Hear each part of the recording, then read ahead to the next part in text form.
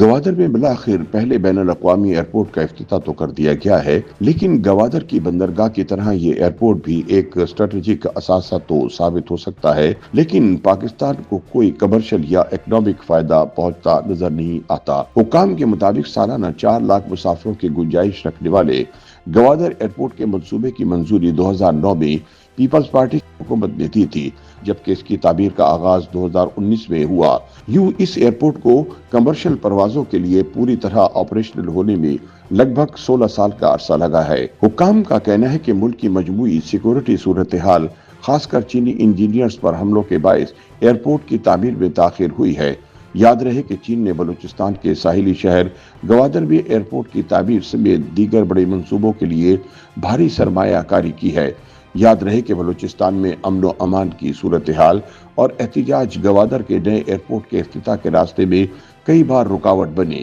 ابتدا میں نئے ہوائی اڈے کا افتتاح 14 اگست 2024 کو ہونا تھا، تاہم 28 جولائی کو بلوچ یکجہتی کمیٹی نے گوادر میں احتجاجی دھرنا دیا، جس نے پرتشدد شکل اختیار کر لی اور یہ احتجاج کئی روز تک جاری رہا، جس کی وجہ سے افتتاح ممکن نہیں ہو سکا۔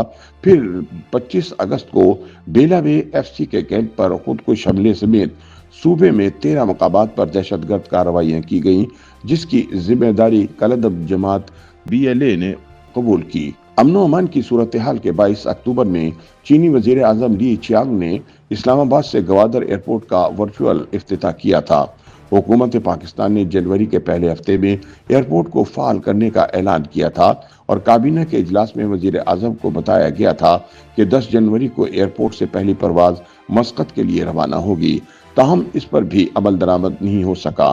بالآخر 20 جنوری 2025 کو پہلی ATR پرواز نے گوادر ایئرپورٹ پر لینڈ کیا، جو پہلے پرانے ایئرپورٹ پر لینڈ کرتی تھی۔ چنانچہ ناقدین کی جانب سے سوالات اٹھائے جا رہے ہیں کہ اس خطیر رقم سے تیار ہونے والے گوادر ایئرپورٹ کو فعال کرنے کا منصوبہ کس حد تک کامیاب ہو پائے گا۔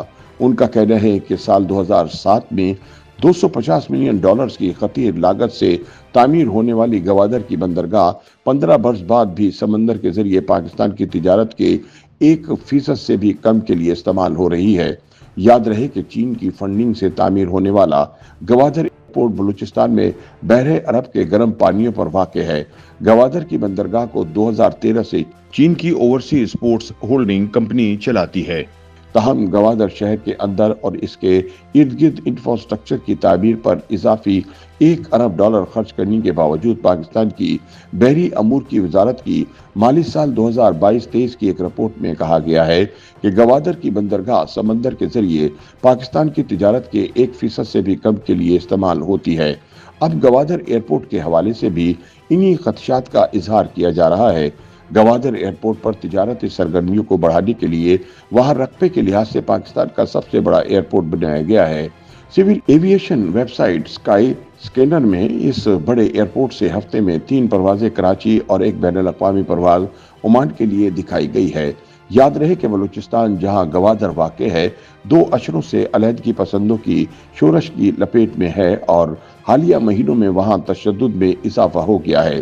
نیشنل پارٹی کے سینیٹر جان بلیدی کا کہنا ہے کہ اس وقت گوادر ضلع میں 4 ایئرپورٹس ہیں، جن میں سے اماڑہ، جیونی اور پسٹی غیر فعال ہیں، جبکہ اسی طرح بلوچستان کے دیگر ایئرپورٹ پنجگور، تربت، خزدار اور دالبدین بھی فعال نہیں ہیں۔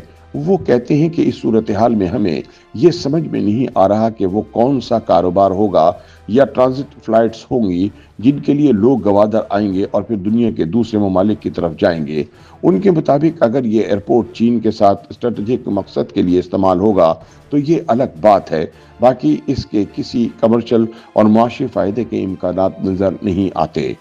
YouTube پر گوگلی نیوز دیکھنے کے لیے youtube.com کی سرچ بار میں گوگلی نیوز TV ٹائپ کریں۔ گوگلی نیوز کے پیج پر سرخ رنگ کے سبسکرپشن والے بٹن پر کلک کرنا نہ بھولیے۔ YouTube پیج پر اپلوڈ ہونے والی ویڈیوز سے باخبر رہنے کے لیے بیل آئیکن پر کلک کیجیے۔ آپ کو ہر نئی ویڈیو کے بارے میں نوٹیفیکیشن موصول ہو جائے گا۔